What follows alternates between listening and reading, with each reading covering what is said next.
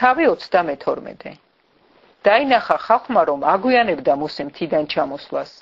თავი მოეყარეს აარონთან და უთხრეს მას. ადექი და გაგვიკეთე ღმერთები, რომლებიც წინ მიგვიძღოდნენ. რადგან არ ვიცით რა დაემართა იმ კაცს მოსეს, რომელმაც ეგვიპტიდან გამოგვეყვანა. უთხრა მათ აარონმა. დახსენით ოქროს საყურეები, თქვენს ცოლებს, ვაჟებსა და ასულებს და აქ მომიტანეთ.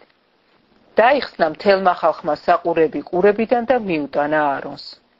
გამოართვა აარონმა, საჭრეთელით გამოსახა სახე და ჩამოასხა ხბო. თქვეს, ესენი არიან ისრაელო შენი ღმერთები, რომლებმაც ეგვიპტიდან გამოგიყვანეს. ეს რომ დაინახა აარონმა, სამსხვერპლო ააგო მის წინ. გამოაცხადა აარონმა და თქვა, საუფლო დღესასწაულია ხვალ. მეორე დღეს დილა ადრიანად დადგნენ და შესწირეს აღსავლენი და მიიტანეს სამადლობელი მსხვერპლი. დასხდა ხალხი საჭმელად და სასმელად, მერე ადგნენ და ცეკვა თამაში გამართეს. უთხრა უფალმა მოსეს.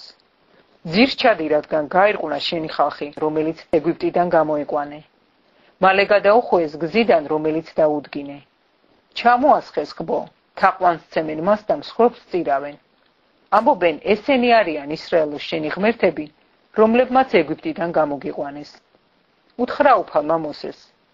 ხედავ ამ ხალხს, თვითრჯული ყოფილა ეს ხალხი. ახლა მიმიშვირათა აინთოს ჩემი რისხვა მათზე და გადავბუგო, შენ კი დიდ ხალხად გაგხადო. მედრება დაუწყო მოსემ უფალს თავის ღმერთს და უთხრა. რისთვის უნდა აინთო რისხვით უფალო? ამ ხალხის მიმართ, რომელიც ეგვიპტიდან გამოგიყვანია დიადი ძალითა და მაგარი მკლავით. რისთვის უნდა ათქმევინო ეგვიპტეს, დასაღუპავად გაიყვანაო ისინი, რომ თებში ამოეხოცა და მიწისპირიდან აღეგავაო. დაიცხრე რისხვა და თავი შეიკავე ამ ხალხის დაღუპვისაგან. გაიხსენი აბრაამი, ისაკი და ისრაელი, შენი მორჩილნი, რომელთაც შენ თავი დაუფიცე და უთხარი. ცის ვარსკვლავებივით გაგიმრავლებთ შთამომავლობას და მივცე მთელს ამ აღთქმულ მიწას, თქვენ შთამომავლობას, რომ სამარადისოდ დაიმკვიდრონო. გადაიფიქრა უფალმა და აღარ დაატეხა უბედურება თავის ერს. პირი იბრუნა მოსემ და ჩამოვიდა მთიდან. ხელში აღთქმის ორი ფიქალი ეჭირა, ორსავე მხარეს ნაწერი ფიქალები. აქეთაც და იქითაც წარწერები იყო. ღვთის ნაკეთები იყო ეს ფიქალები. წარწერაც ღვთისა იყო ფიქალებზე ამოკვეთილი. მოესმა იესოს ხალხის ხმაური და უთხრა მოსეს.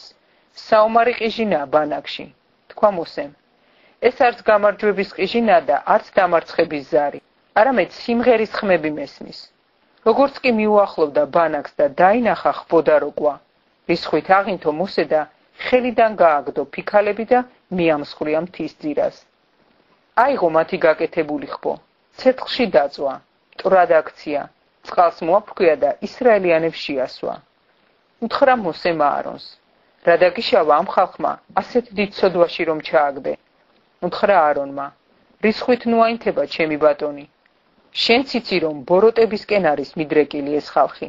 მითხრეს, გაგვიკეთე ღმერთები, რომლებიც მიგვიძღოდნენ წინ, რადგან არ ვიცით რა დაემართა იმ მოსეს კაცს, რომელმაც ეგვიპტიდან გამოგვეყვანა. მე ვკითხე, ვისა გაქვთ ოქრო? მათაც მოიხსნეს და მე ჩამაბარეს. ცეცხლში ჩავყარე და ეს ხბო გამოვიდა. დაინახა მოსემ, რომ გახელებული იყო ეს ხალხი, რომ გაახელა იგი აარონმა მისი მტრებისგან ყბა დასაღებად. ჩადგა მოსე ბანაკის ჭიშკარში და თქვა, ვინც უფლისაა ჩემთან და შეგროვდნენ მასთან ლევიანები. უთხრა მათ, ასე ამბობს უფალი ისრაელის ღმერთი. მახვილი შეიბას ყველამ, მოიარეთ ბანაკი ჭიშკრიდან ჭიშკრამდე და მოკალით ძმამ ძმა, მეგობარმა მეგობარი, ნათესავმა ნათესავი. მოსეს სიტყვისამებრ მოიცნენ ლევიანები. 3000-მდე კაცი გაწყდა იმ დღეს. თქვა მოსემ, აივსეთ ხელი დღეს უფლისათვის, რადგან კაცი თავისი ძითა და ძმით არის, რათა კურთხევა გადმოვიდეს დღეს თქვენზე. მეორე დღეს უთხრა მოსემ ხალხს, დიდი ცოდვა გაქვთ ჩადენილი. ახლა ავალ უფალთან, ვინძლო ვაპატიებინო თქვენთვის ეს ცოდვა. დაბრუნდა მოსე უფალთან და უთხრა, დიდი ცოდვა ჩაიდინა ამ ხალხმა, ოქროს ღმერთები გაიგეთა. ახლა მიუტევე მას ეს ცოდვა, თუ არა და ამომშალე შენი დაწერილი წიგნიდან. უთხრა უფალმა მოსეს, ვინც მე შემცოდა, იმას ამოვშლი ჩემი წიგნიდან. ახლა წადი და წაიყვანე ხალხი, სადაც გითხარი. აჰა, ჩემი ანგელოზი წაგიძღვება წინ. განკითხვის დღეს მოუკითხავ მათ ცოდვებს. დასაჯა ხალხი უფალმა იმის გამო, რომ გააკეთეს ხბო, რომელიც აარონმა გააკეთა.